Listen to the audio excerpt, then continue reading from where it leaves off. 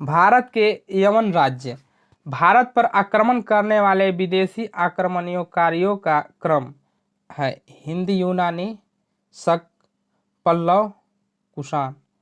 Seleucus के द्वारा स्थापित पश्चिमी तथा मध्य एशिया के विशाल साम्राज्य को इसके उत्तराधिकारी एंटियोकस प्रथम ने अक्षुण्ण बनाए रखा। एंटियोकस द्वितीय के शासनकाल में विद्रोह के फलस्वरूप उसके अनेक प्रांत स्वतंत्र हो गए। बैक्ट्रिया के विद्रोह का नेतृत्व डियोडोटस प्रथम ने किया था। बैक्ट्रिया पर डियोडोटस प्रथम के साथ इन राजाओं ने क्रमशः शासन किया।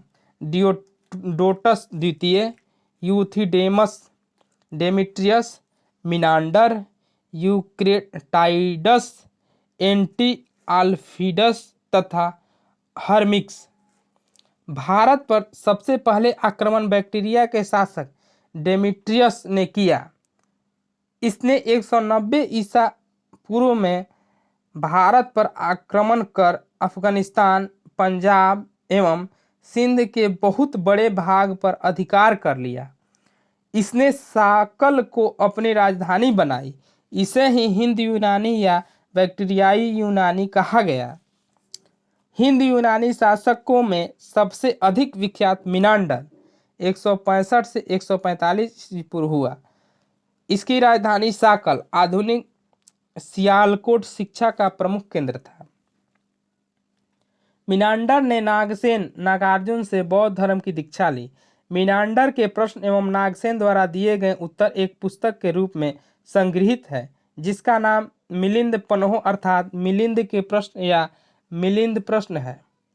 हिंद यूनानी भारत के पहले शासक हुए जिनके जारी किए सिक्कों के बारे में निश्चित रूप से कहा जा सकता है कि सिक्के किन किन राजाओं के हैं। भारत में सबसे पहले हिंद यूनानियों ने ही सोने के सिक्के जारी किए। हिंद यूनानी शासकों ने भारत के पश्चिमोत्तर सीमा प्रांत में यूनान की प्राचीन कला चलाई, जिसे हेलेनिस्टिक आर्ट कहते हैं। भारत में गंधार कला इसका उत्तम उदाहरण है। नोट: यूनानियों ने पर्दे का प्रचलन आरंभ कर भारतीय नाट्यकला के विकास में योगदान किया। चूंकि पर्दा यूनानियों की देन था, इसलिए वह यवनिका के नाम से प्रसिद्ध हुआ। शक: यूनानियों के बाद शक आए। शकों की 5 शाखाएं थीं और हर शाखा की राजधानी भारत और अफगानिस्तान में अलग अलग भागों में थी। पहली शाखा ने अफगानिस्तान, दूसरी शाखा ने पंजाब राजधानी तक्षशिला, तीसरी शाखा ने मथुरा, चौथी शाखा ने पश्चिमी भारत एवं पांचवी शाखा ने ऊपरी दक्कन पर प्रभुत्व स्थापित किया।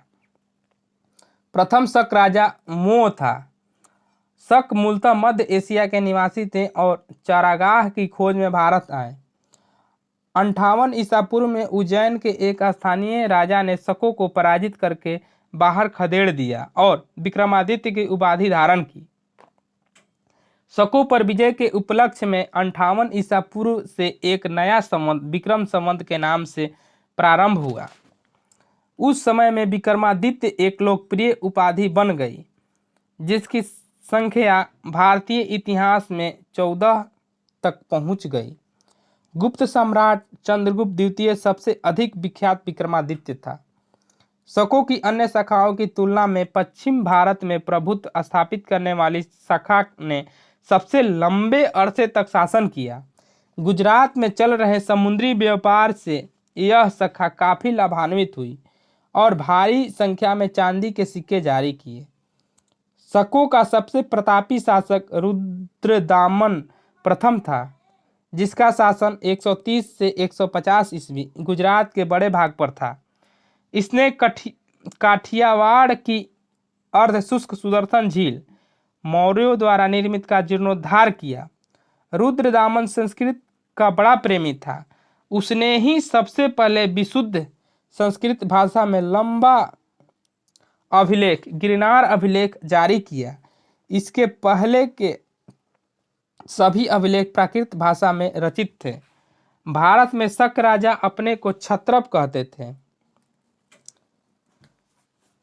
पार्थियाई या पल्लव: पश्चिमोत्तर भारत में शकों के आधिपत्य के बाद पार्थियाई लोगों का आधिपत्य हुआ।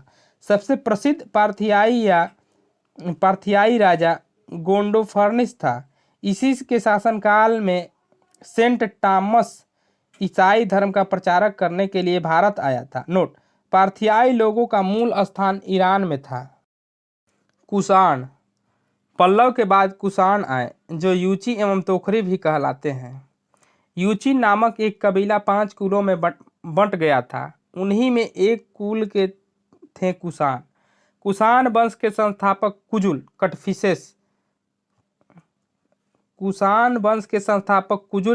कटफिसेस था। इस वंश का सबसे प्रतापी राजा कनिष्क था। इनकी राजधानी पुरुषपुर या पेशावर थी। कुषाणों की द्वितीय राजधानी मथुरा थी। कनिष्क ने 78 ईस्वी में एक संवत चलाया, जो शक संवत कहलाता है, जिसे भारत सरकार द्वारा प्रयोग में लाया जाता है। बौद्ध धर्म की चौथी बौद्ध संगीति कनिष्क के शासन काल में कुंडलवन, कश्मीर में प्रसिद्ध बौद्ध विद्वान वसुमित्र की अध्यक्षता में हुई। कनिष्क बौद्ध धर्म के महायान संप्रदाय का अनुयायी था। नोट: चीनी जनरल पेन चौवा ने कनिष्क को हराया था। आरंभिक कुषाण शासकों ने भारी संख्या में स्वर्ण मुद्राएं जारी की, जिनकी शुद्धता गुप्त काल की स्वर्ण मुद्राओं से उत्कृष्ट है। नोट: कुषाणों ने सोने के सर्वाधिक शुद्ध सिक्के जारी किए। कुषाणों ने उत्तरी तथा उत्तरी पश्चिमी भारत में सर्वाधिक संख्या में तांबे के सिक्के को जारी किया था। कनिष्क का राजवैद्य आयुर्वेद का विख्यात विद्वान चरक था, जिसने चरक संहिता की रचना की। महाविभास सूत्र के रचनाकार वसुमित्र है। इसे ही बौद्ध धर्म का विश्वकोश कहा जाता है। कनिष्क के राजकवि अश्वघोष ने बौद्धों का रामायण बुद्धचरित की रचना की। वसुमित्र, पाशर्व, नागार्जुन, महाचेत और संरक्षक भी कनिष्क के दरबार में विभूति थे। भारत का आइंस्टीन नागार्जुन को कहा जाता है। इनकी पुस्तक माध्यमिक सूत्र, इसमें नागार्जुन ने सापेक्षता का सिद्धांत दिया है।